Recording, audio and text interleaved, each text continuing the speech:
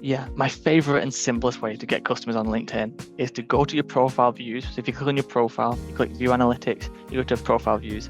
I would scroll through the last, let's say 28 days, the last month. I would find 3 to 5 people who are in your ICP. So for us, that would be like a head of marketing, a CMO at a B2B company. And I would reach out and I would use this specific message. I would just say, hi, I saw you view my profile. Is there anything I can help with? Or are you just enjoying the content? It is such a simple message that is our highest converting outreach message so far. The reason it works is because they have intent, they've shown intent, they've viewed your profile. You've kind of communicated that you've seen that intent, so you have a reason for it reaching out, you have a why to message them. And the second thing is just really conversational. You're just saying, like, can I help you? One of my good friends, Jack Frimston, has this great quote where he says, when people view your profile or like in and around your ecosystem, they are in the restaurant. You just have to give them a menu.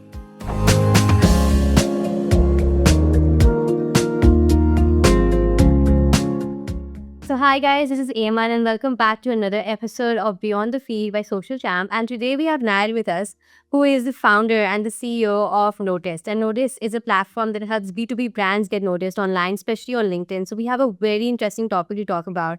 That is, how do founders actually turn themselves into a growth channel on LinkedIn? So, all over to you, Niall. Can you tell me what was the first time you realized that LinkedIn is actually a growth channel for founders?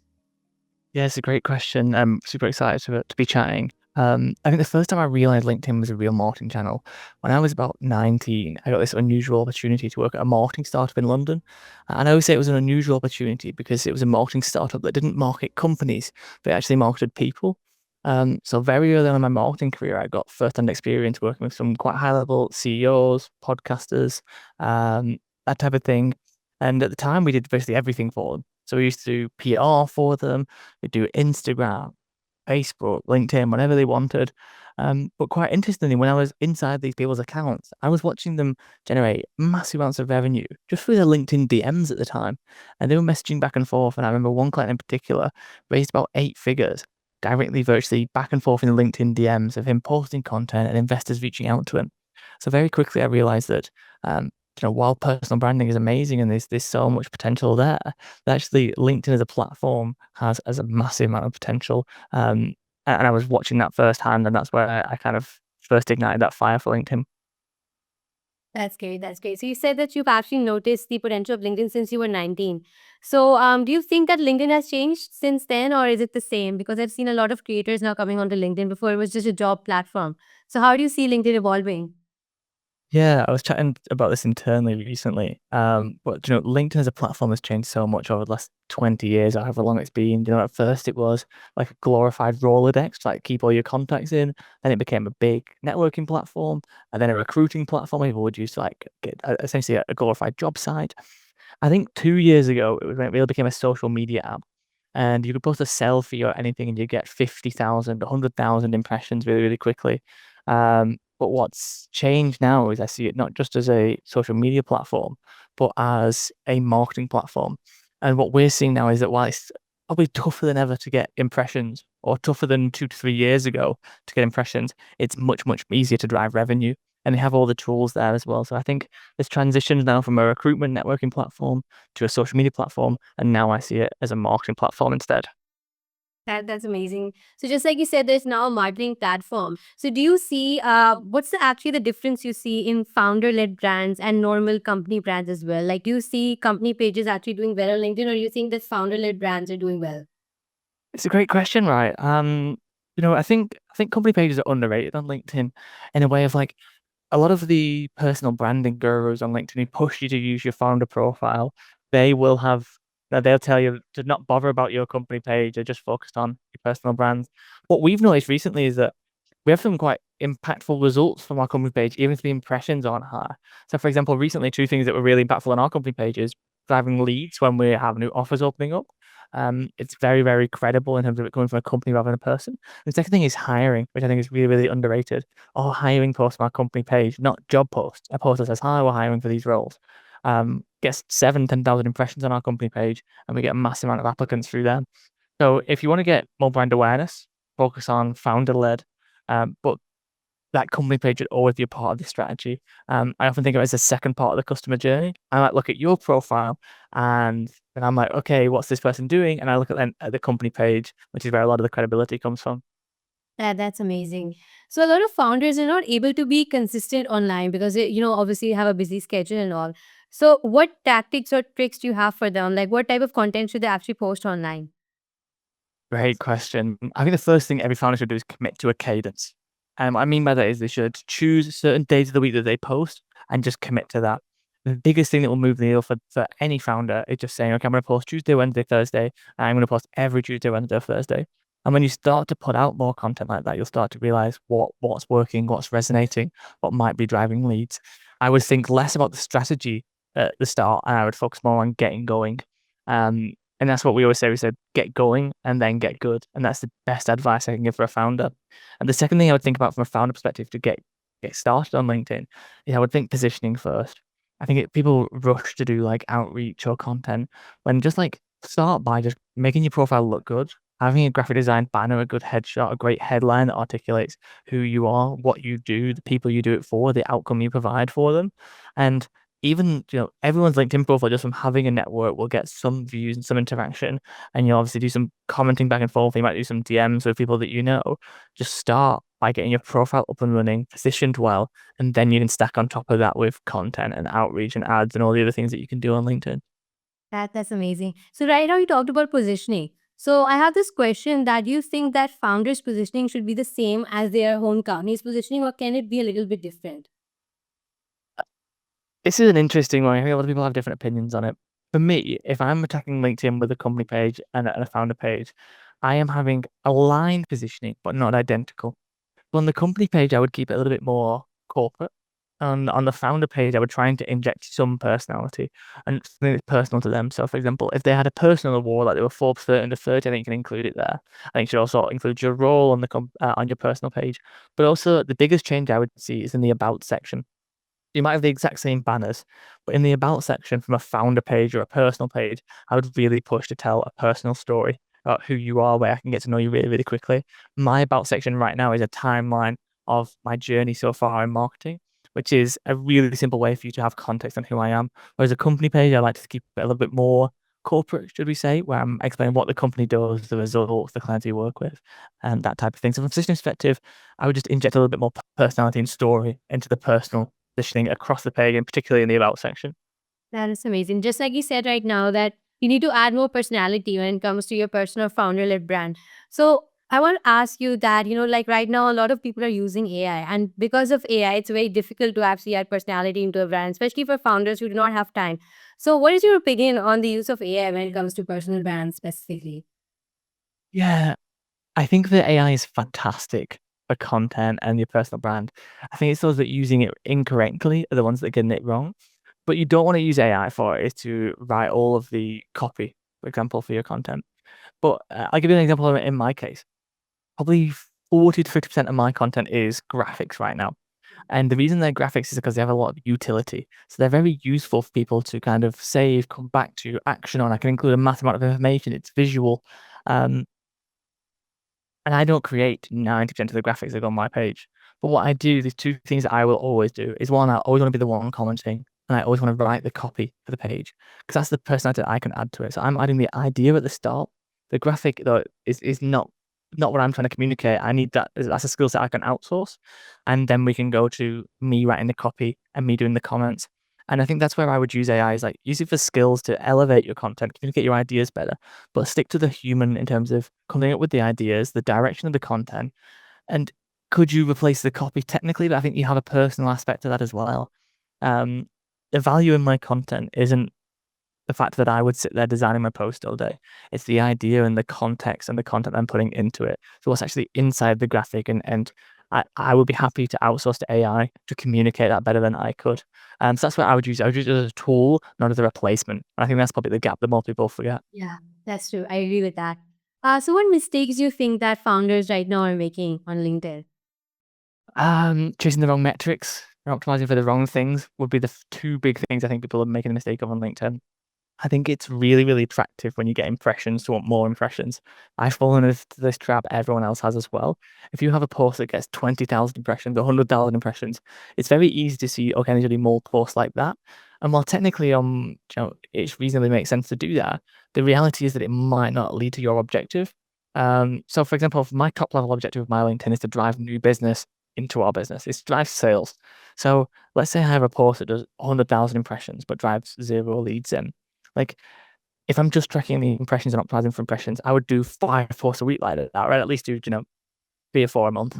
When the reality is, that's probably hurting my strategy more than it is, aiding it. One thing we always say is, like, optimize for conversations. Conversations is a really great metric to track in terms of, like, that could be a DM someone sends you, it could be a comment section that you go back and forth, and it starts a conversation that can lead to a sales conversation. It could be someone emailing you off the back of it, texting you off the back of it, whatever else that is. That's where you know your LinkedIn's working, is how many conversations are you generating through your content or your strategy every single month, and that's what I would do. I think most founders get that wrong because they optimize for classic social media metrics, so engagements, impressions, and not conversations. So just continuing your answer, like you said that, a lot of founders are running out of impression, running for impressions and, views and likes and all of that. So do you think that in the start, when a founder is starting their personal brand, should they actually go after impressions and brand awareness for themselves, or should they go towards customer acquisition? Really interesting question. I was doing a workshop the other day with some founders on a Fearless Accelerator. Someone asked me the question. They said, "You post loads of graphics. Should I post loads of graphics?" And at first, my initial answer was going to be yes.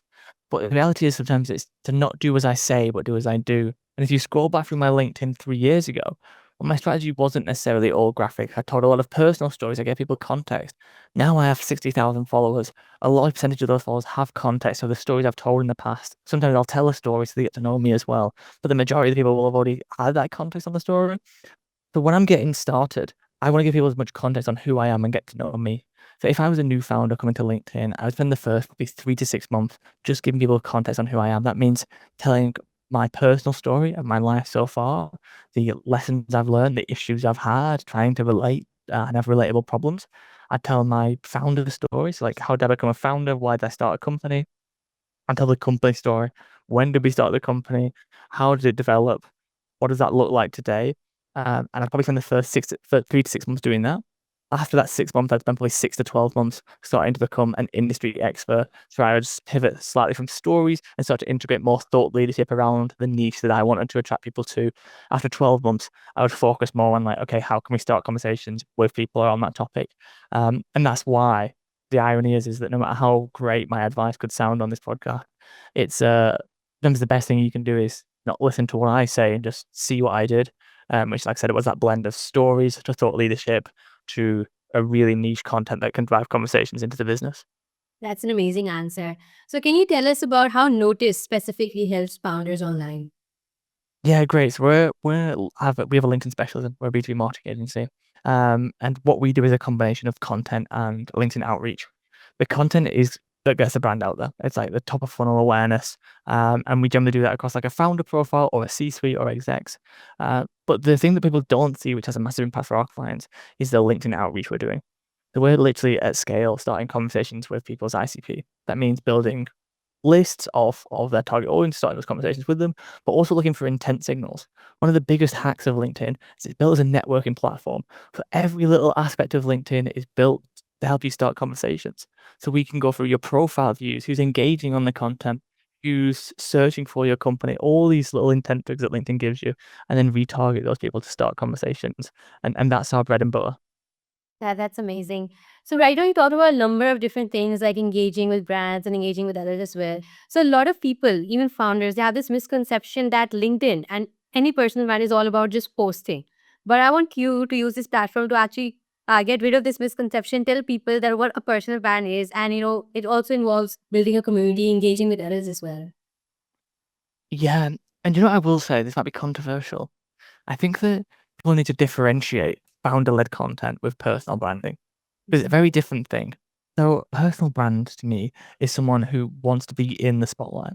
So their aim of content, everything they're doing is to put themselves in the spotlight and get attention on them to essentially become famous. That's personal branding. Or at least be positioned in a certain way, you could argue. I would say be famous. Um, then you have like founder-led content, which I would separate out, or LinkedIn content in general if we broadened it. And generally speaking, you can think about that from more of a commercial standpoint. So actually, for me right now, yes, do I have a personal brand? Yes. Does everyone have a personal brand? Yes. Am I posting on my personal profile? But the intention there is commercial. So I'm trying to use me and the content that I'm putting out to drive leads into our business and to have sales. That's how I would separate it. Um, Here's what I would focus on with each, whether I was trying to build a personal brand or drive commercial and sales into our business through founder-led content. With a personal brand, I would try to be as authentic and as real as possible. I'd be sharing when I had a really, really bad day. I would share the lessons I'd learned from it, and I would also be going broad because I'm looking to get as many impressions as possible, essentially. And what I mean by that is when you want to get more impressions, you naturally have to go broad because the broader your topic is, the broader things you talk about, more people can engage, relate to it, and find it interesting. Whereas when you're talking niche on the founder-led content side, you're talking about like I'm talking about how to drive more leads through LinkedIn. There's only a real small subset of the population that's actually interested in that. So if I was building a personal brand, I'd go broad, I'd be really authentic, and I'd focus on relatable problems, relatable stories that I could tell. From a founder-led content standpoint and trying to drive sales into the business, I would focus on being really, really narrow, talking about what the business does, talking about the niche, and trying to post content that has utility, that is really useful for your ICP. And that's the separation I would kind of think about. That's really interesting. So I want to ask you that can these both actually be merged, and can these both be used, or these both strategies be used on one LinkedIn profile, or do you think that if I'm a founder, for example, then that's the only thing I can do, sales and customer acquisition and talking about my startup or my brand, and a personal brand is going to be separate? Do you think that, or can they be merged? I think it can be merged, but I think they're more effective when you use them in phases. So right now I'm focused on the commercial aspect of my profile and driving sales into business. In 2 years' time, I might be focused on being in the spotlight instead, and that might be a focus. So it's a case of like, don't try and do both at once, but you can do both in separate phases of the profile. So for example, I might spend the next 6 months focusing on driving leads, then I might spend the next 12 months after that, like sharing more relatable stories, being authentic. People often feel like the pivots on social media or on LinkedIn feel massive to them. But the reality is, it's like they are so minor tweaks to everyone else, like no one else realizes that you're shifting away from talking just about LinkedIn to sharing more relatable problems. Um, just not be afraid to pivot that strategy depending on what phase you're looking at. That's amazing. That's a very new concept for me as well. So, you talked a lot about customer acquisition and getting leads and all of that. So, can you tell us the process? What are different ways in which founders can actually get leads and acquire customers on LinkedIn specifically? Yeah, my favorite and simplest way to get customers on LinkedIn is to go to your profile views. So if you click on your profile, you click view analytics, you go to profile views. I would scroll through the last, let's say 28 days, the last month. I would find 3 to 5 people who are in your ICP. So for us, that would be like a head of marketing, a CMO at a B2B company.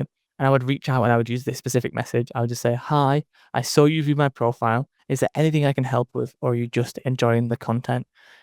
It is such a simple message that is our highest converting outreach message so far. The reason it works is because they have intent, they've shown intent, they've viewed your profile. You've kind of communicated that you've seen that intent, you have a reason for it reaching out, you have a why to message them. And the second thing is just really conversational. You're just saying like, can I help you? One of my good friends, Jack Frimston, has this great quote where he says, when people view your profile or like in and around your ecosystem, they are in the restaurant. You just have to give them a menu. And that's what I see that outreach message as, is you just giving them the menu. Our second highest converting outreach piece is when you go through the engages on your content. And this is why it's so key for me to talk about my niche. 'Cause I can go through and see people who are liking and commenting on my content around marketing on LinkedIn. And I can go through my engages and I would send a message that went something like this. I would say, hi, I saw you viewed my profile. I saw you liked my piece of content around LinkedIn outreach. Is this something you're talking about internally at company? And again, it's a really simple conversation starter. It's just like, hi, I saw you like this. That's my wife for reaching out. I've seen your intent, but you've liked that post. Is that something you're talking about internally? Question mark. And oftentimes people will come back to you and just say, yeah, we've actually been chatting about it. We're curious about this. and you'll very quickly get into a sales conversation. And if not, they say, "Hi, no, just love the content." And that's great. Then you can say, "Okay, great. What did you enjoy about it?" And you can have a normal conversation. The key thing with both of them is we're optimizing to start a conversation, not to push them to book a call or sell them on our product yet. That's amazing. That's amazing insight. So you've worked a lot with a lot of founders across Europe as well. So what difference you see between the best founders online who have their founder-led content and average founders as well? What difference do you see between that? I think the best founders who are sharing content on LinkedIn have a clear message they're trying to get across. So, for example, let's say right now our one big message, we call it an OBM, is that LinkedIn is the most underrated opportunity in B2B. Everything I'm focusing on my LinkedIn content is trying to plant that seed into my audience's head to make them see how underrated LinkedIn is or the opportunity that's there with LinkedIn. Whereas when founders might go wrong is when they know they need to post on LinkedIn. They understand the beneficial aspect of it from a marketing perspective, but they don't understand what they're trying to get across. So what they end up doing is just jumping around things. So they'll post some personal stories one week, then they'll post about the results they've got, and then they'll post something else. And there's no compounding effect there. And that's why when people have this one big message and they have a clear direction of the message they're trying to get across on LinkedIn, and when they start to do that for 2, 3, 4, 5 years, that's when you have this really compounding effect of being known for one thing. I think a big issue that someone said recently who I talked to said a lot of people can get known very quickly on LinkedIn, but it's very tough to be known for something. And the latter is what's valuable. Being known in general isn't valuable at all. Yeah, that's great. So what are like, for example, if I want to actually make my company's founder growth channel in the next 90 days, so we have 3 months in total. So what steps do you think I should start taking? Oh, it's a great question. I would spend the first 2 weeks outlining a mini strategy doc. In that strategy doc, I'd have a one big message, what message we're trying to get across. I'd have an enemy, so who are we fighting against? What do we want to go against? I'd have some North Star creators, so who's posting content that we like. I'd choose some content pillars, just 3 to 5, really simple of what we want to post. And the last thing we don't enough people talk about is I'd have a standard bar. And when I think about a standard bar, it's 2 to 3 questions I can ask myself. Give me a yes or no answer whether I should post this. For example, let's say you're a huge fan of Stephen Bartlett. One of your standard bars could be, if Stephen Bartlett saw this post, would I be happy or not? And if you would be happy, it should go out. If you wouldn't be happy, it shouldn't go out. And that's a really simple standard bar. People often forget that when they're posting and they forget to have this thing of like, what are we going for? And that just keeps me, it's like guardrails for me to make sure my content's in there. From 2 weeks on, from 2 to 6 weeks, what I would probably spend the time doing is not necessarily posting, but batch creating a massive amount of content focused around this one big message. But I wouldn't just do it in isolation. I'd spend the first week looking at the top creators in my niche, and I would isolate 5 to 6 different post formats that are working and topics that they're talking about. So, for example, you might notice that carousels are working great in your industry, or videos, or graphics, whatever else it is. And you might also notice that when they talk about, in my case, LinkedIn outreach, it performs really highly, or how to optimize your LinkedIn profile. And I would just make a big database of what's working for everyone else. And then I would spend the next couple of weeks batch creating content around those topics. If I want to do a post on LinkedIn, um, if I want to do a piece of content around optimizing your profile on LinkedIn, I might do a video, a carousel, a graphic, whatever else is working. And I'd literally batch create. And then I'd literally spend the next month just posting it out and being brutally tracking analytics. What got more impressions? What are we tracking? What's working? What's not? And I would just go back through all that content and then re-batch create and completely optimize on what we've seen. I think that was a long process I walked you through there, but that's probably 3 months there that I would think about. That's an amazing process. I think it's going to be helpful for all the founders who are listening to us currently. Recently, you just mentioned that you usually post graphics on your personal profile. So I guess that's your favorite. But what other type of formats do you think that people should go towards? Because I think a lot of founders are going to be resistant posting carousels because obviously it takes a lot of time if you do not have a personal assistant specifically and if you're making content yourself. So what type of formats do you think that people should post? And a lot of people, a lot of audiences online, they also say that founders should post their videos because that's, that creates credibility and trust. So do you think that's also important? Yeah, great question. I think you've got to be aware of what capabilities you have. We have a team who can shoot videos for me. I have graphic designers who can create graphics for me. So there's a bunch of different people who can support me creating content.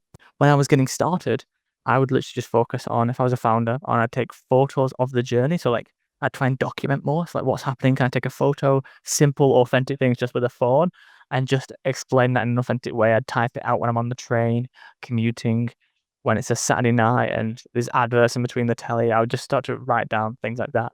Second thing I would do is like I keep a note as well in my notes on my phone of just like things that have happened this week, and I'd try and make posts out of them as well. But yeah, I would start on content that's like reasonable. So like you said, videos is a great aspect as well. People overthink it, right? You might see my videos and realize it's 4K shot with a camera, it's edited with animation, but actually like just hold up the phone, just talk to the phone, explain something.